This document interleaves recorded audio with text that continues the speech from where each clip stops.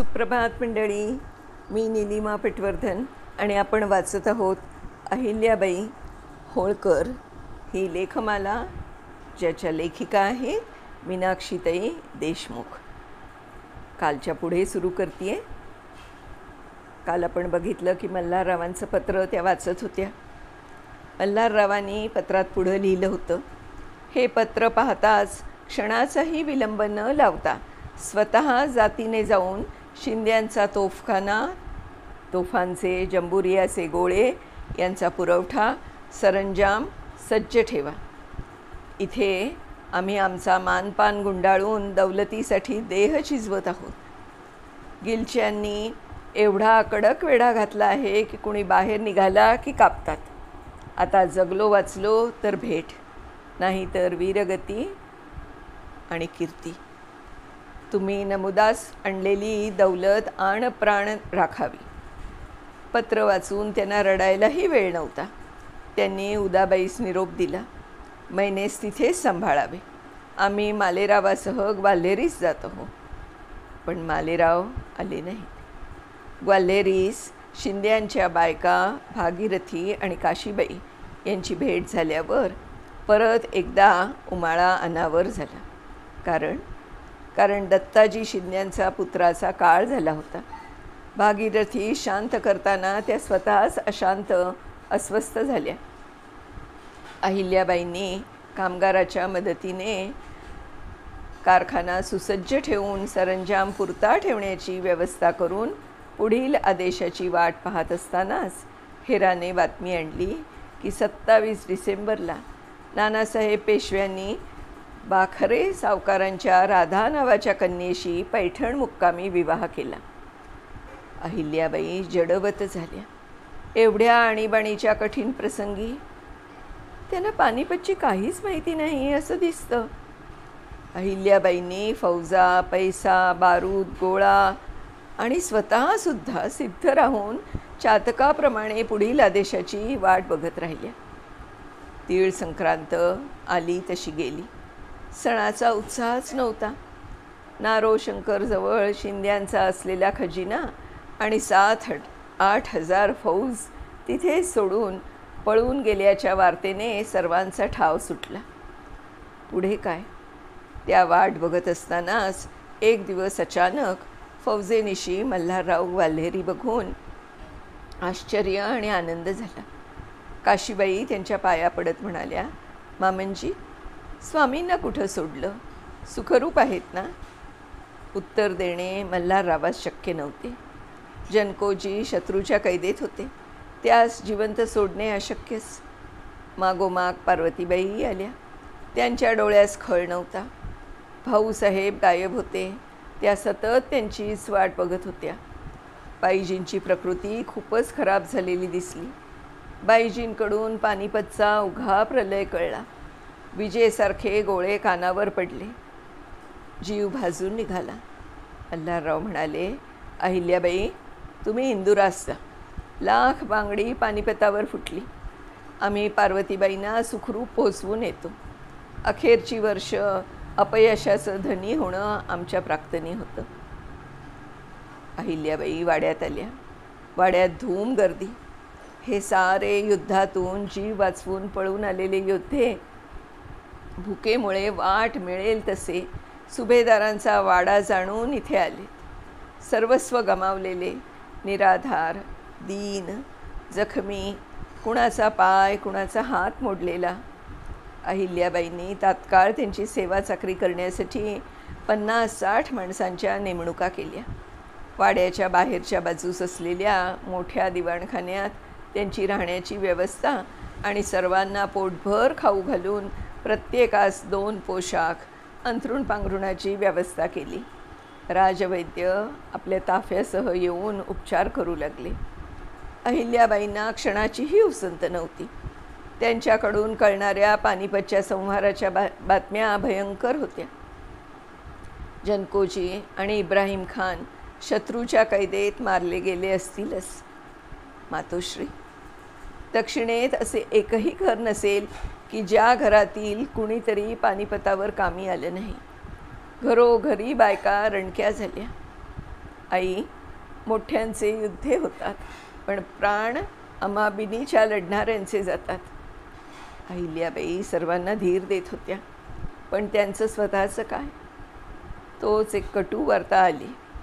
पराजयाचं खापर माथी फोडून पेशव्यांनी पवार आणि शिंद्यांचे महाल जप्त केले. उद्या हीच वेळ आपल्यावरही येऊ शकते. तेवढ्यात मल्हारराव बाईजींच्या संगे घोड्यावरून येऊन पोचताच म्हणाले, अहिल्याबाई, शिंद्यांकडील एक लंगडा महादजी सोडला तर सारे पुरुष दौलतीच्या कामी आले. तरीसुद्धा श्रीमंतांनी त्यांची ही दशा केली. व्यवस्थित गोल बांधला होता, पण भाऊसाहेबांनीच नियम तोडला. अवघी दाणादाण झाली. आम्ही जिवंत आलो याचा किलाफ श्रीमंतांच्या मनी. सरत्या वयात डाग लागला. अहिल्याबाईंनी त्यांचे सांत्वन केले. तेवढ्यात श्रीमंतांच्या स्वाऱ्या इंदुरीस निघाल्याचा निरोप आला. आज वर्षप्रतिपदा, पण गोपिकाबाई, पार्वतीबाई यांच्या स्वाऱ्या दाखल झाल्यावर त्यांचं आगत स्वागत, भोजनं आटपली. नंतर दिवाणखान्यात बैठक बसली. सर्वजण आपापल्या इतमाने बसले. बैठक सुरू झाली. श्रीमंतांना क्षोभ आवरत नव्हता. संतापाने मल्हाररावास सवाल जबाब करू लागले. पार्वतीबाईंना जणू भिंताड्याने आणले. खरे काय? शांतपणे मल्हारराव म्हणाले, आम्ही आमच्याकडून शर्थ केली, पण भाऊसाहेबांनी आमचे एक ना ऐकले. रक्ताचे टिळे लावून आम्ही दौलतीस जपले, तलवार गाजवली, पण आमच्या वयाची गय न करता बट्टा देत आहात. कृतकर्मे विसरलात. ग्वाल्हेरी तोफखाना तयार ठेवून स्वतः अहिल्याबाई सिद्ध होत्या. आम्ही सेवेत अंतर केले नाही. दुःखावेगाने म्हणाले, आज्ञा मिळाल्यास महायात्रेस तीर्थक्षेत्री जाऊ. पार्वतीबाईंना शोकाचा उमाळा अनावर होऊन म्हणाल्या, सुभेदार, आपण गेला तर स्वामींचा शोध कोण घेणार? त्यांना धुंडून आणा. भारंभार सोने आपल्या पायाशी होतो. बाईसाहेब, सोन्याचं ते काय? त्यांच्यासाठी तर आमची अवघी दौलत देऊ. आम्ही तर आमच्याकडून शर्थ करून त्यांची पाठ राखली, पण विश्वासराव पडले ते पाहून बाणागत शत्रुसैन्यात ते घुसले. श्रीमंतास सारे असह्य झाले. हाय भाऊ, हाय भाऊ, आणि विश्वासरावास आठवून थोर विलाप करू लागल्यावर गोपिकाबाईंनी बैठकावरती घेतली. दुपारी विश्राम झाल्यावर श्रीमंतांनी बहुत ऐवज आणि तोफा मागवल्यावर मल्हारराव म्हणाले, श्रीमंत, युद्धापायी आम्हीही बहुत लुटलो गेलो. शिंद्यांची चीजवस्तू जप्त केली. तुम्हास मागतो आहोत. संतापून मल्हारराव म्हणाले, फार उपकार झाले. आम्हास कुटुंबीय म्हणावे आणि पराभवाचे खापर माथी मारून दंड मागावा. कुटुंबीय म्हणूनच तर एक रकमी 30 लक्ष दिले ते विसरलात. आम्ही आता काहीही देऊ शकत नाही. आपण हवे ते करा.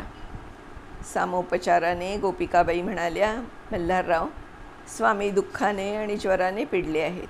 त्यांचे भान सुटले. त्यांच्यातर्फे आम्ही दिलगीर आहोत. क्रोध ना करावा. आम्हास निरोप द्यावा. अहिल्याबाई म्हणाल्या, मामींजीचंही खत आहे. अपयशाच्या दुःखाने तर सारेच पीडित आहेत. निरोपाचे विडे दिले. निघताना पार्वतीबाई एकदम माघारी वळून मल्हाररावांचे पाय धरत, स्वामींना धुंडून आणू शका असा शब्द द्या. त्याखेरीज निरोप कैसा देता सुभेदार? कैसा निरोप देता? आम्ही सेतू हिमालय शोध घेऊ एवढा शब्द देऊ शकतो बाईसाहेब. पालखीत बसताना गोपिकाबाई म्हणाल्या, स्वामींनी पार्वती दोघेही भ्रमिष्ठ. माझ्या रूपवान देखणा तरुण पुत्र गेला. गौतमीबाई, मी कोणाजवळ रडू? पद्धतीप्रमाणे 50 पावले जाऊन मल्हारराव माघारी आले. संतापाने जीवाची लाही लाही होत होती. पाहिल्या किती अफवा पसरवल्यात म्हणे. पार्वतीबाईंचा जिम्मा आमचेवर. ज्यांनी आम्हाला दरबार वर्ज्य केला, आमचा एकही नेक सल्ला मानला नाही. एवढे होऊनही आम्ही चाकरीत अंतर ना केले. सगळेच विमनस्क. कुणी कुणाची समजूत घालावी. 4 दिवसांनी होळकरांचे देशीचे महाल जप्त केल्याचा पेशव्यांचा खलिता आल्याने सुभेदाराची मर्जी कडू झाली. गौतमीबाईंनी तर पतीच्या या घोर अपमानाने अंथरूण धरलं. मल्हाररावांना अपयश जल्दीनं धुणं आवश्यक झालं. जूनपर्यंत मल्हाररावांनी शिकस्त करून माळवा, बुंदेलखंड, राजपुताना येथे शह बसवला. ग्वाल्हेर, भदावर, झांसी, भिंड इथले बंडावे मोडले. सप्टेंबर अखेरपर्यंत ते वारा प्यायल्यागत नुसते धावत होते. दरम्यान 30 जूनला श्रीमंत पेशवा नानासाहेब यांच्या दुःखद मृत्यू झाला. 17 जुलैला माधवराव पेशवेपदी आले. नानासाहेबांची दुर्वचने सोसूनही मल्हाररावांची गादीशी निष्ठा असल्यामुळे तलवार गाजवीत होते, बंडाचा हिमोड करीत होते. नानासाहेबांच्या मृत्यूची सांत्वनपर पत्रे त्यांना पाठवली. माधवरावांकडून आलेल्या सामोपचाराच्या पत्रातील भाषा वाचून अहिल्याबाईस आनंद झाला. बाईजींची तब्येत दिवसेंदिवस कमी जास्त होत होती. कधी ज्वर, कधी ग्लानी, तर कधी दमाबळावे. त्या दिवशी माधवरावांकडून आलेला लखोटा घेऊन तडक बाईजींकडे येत म्हणाल्या, बाईजी, अपेश धुवून काढायला मामंजींना वेळ लागणार नाही. माधवरावांनी लिहिले की आम्हा सर्व वार्ता कळल्या. आपल्या शौर्याविषयी आमच्या मनी तीळ मात्र शंका नाही. आता आपणच वडिलांठाई. आम्हा खातर मनातील किलमिश काढून सत्वर विनाविलंब आम्हास भेटण्यास यावे. रोष न धरावा ही विनंती. बाईजी ऐकला ना श्रीमंतांचा लखोटा? त्या ग्लानीत सतत स्वामींना बोलवा. त्यांना जागे करून म्हणाल्या. सारे किलमिश मार्तंडे निवारले. जप्ती उठली. महाल मोकळे झाले. बाईजी अपेश धुतले गेले. आपले बांडे होळकरी निशाण तेजाळले. झाले ना समाधान? बाईजींनी मान हलवून परत ग्लानीत गेल्या. मल्हारराव आल्यावर बाईजींचे डोके मांडीवर घेऊन बसले. इच्छेनुसार कपाळभर मळवट भरले. पतीचा हात अहिल्याच्या हाती देत म्हणाल्या, तू फार फार चांगली आहेस. सुभेदारा संभाळ. निरोप द्या, निरोप. मंडळी, खूप भावनाविवश व्हायला होतं आहे, पण गोष्टच तशी आहे. इतिहास आहे, जे घडलं आहे तेच लिहिलं गेलं आहे. पण इतिहास असो, राजकारण असो, भावना तर असतातच. माझी खात्री आहे पुढच्या भागाची पण तुम्ही अशीच वाट बघत असणार. तर उद्या पुढच्या भागासह नक्की भेटूया. तोपर्यंत नमस्कार. ही जी मालिका आहे अहिल्याबाई होळकर, ही लिहिलेली आहे आपल्या आवडत्या मीनाक्षीताई देशमुख यांनी आणि मी निलिमा पटवर्धन त्याचं अभिवाचन करते आहे. तर उद्याच्या भागात आपण पुन्हा भेटणार आहोत. तोपर्यंत नमस्कार.